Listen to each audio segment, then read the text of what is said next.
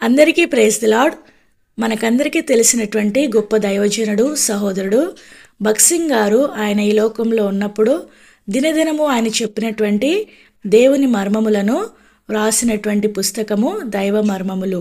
ఈ దైవ మర్మములో దినదినము మనకు ఒక పాఠము, ఒక వాక్యము ఇవ్వబడి దాన్ని సారాంశముగా చెప్పబడినటువంటి మాటలన్నమాట. ఈ దినము మనకి ఇవ్వబడినటువంటి వాక్య భాగము జనవరి 18వ తారీఖున కీర్తనలు 18వ అధ్యాయము 30వ వచనము. దేవుని మార్గము యథార్థమైనది, దేవుడు ఎల్లప్పుడూ అంతమును ఆదిలోనే ఎరిగినవాడు. ఇది మానవ మాతృలమైన మనకు అంత సులభముగా అర్థం కాదు. అయితే మనము సహనముతో కనిపెట్టినచో దేవుడే మనకు ఆ విషయము నేర్పించును.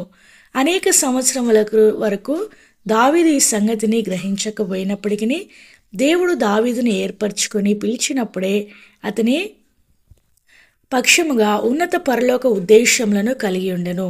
మనము కూడా పశ్చాత్తాపంతో ఆయన వద్దకు మొదటిసారి వచ్చినప్పుడు మనలను క్షమించి రక్షించుటలో ఆయనకు గల ఉద్దేశమును, ఆయన మనసులో ఉన్నదాన్ని గ్రహించలేము. ఆ సమయంలో కేవలము క్షమింపబడి, కడుగబడి, శుద్ధి చేయబడి, దేవుని ఎదుట నీతిమంతులముగా తీర్చబడి విషయమే మనము పట్టింపు కలిగి ఉందుము. ఆయన తన మార్గమును మనకు బోధింపనారంభించినప్పుడు కొన్ని పర్యాయములు మనము ప్రశ్నించదము, మరికొన్నిసార్లు ఎదురాడేదము కూడా. అయితే దేవుని వాక్యంలో మనం చూచినచో వివిధ రకములైన కష్టముల ద్వారా దేవుడు తన మనసును స్పష్టముగాను క్రమముగాను మనకు బయలుపరచుచుండును. జీవితంలో అనుభవించిన ప్రతి ఒక్కటి గాఢమైన పరలోక నిత్య అర్థమును కలిగినదిగా నుండును. దేవుడు తన సొంత మార్గంలో తన మనస్సు, తలంపు, ఏర్పాట్లను అనుసరించి మనలను నడిపించుచున్నాడు.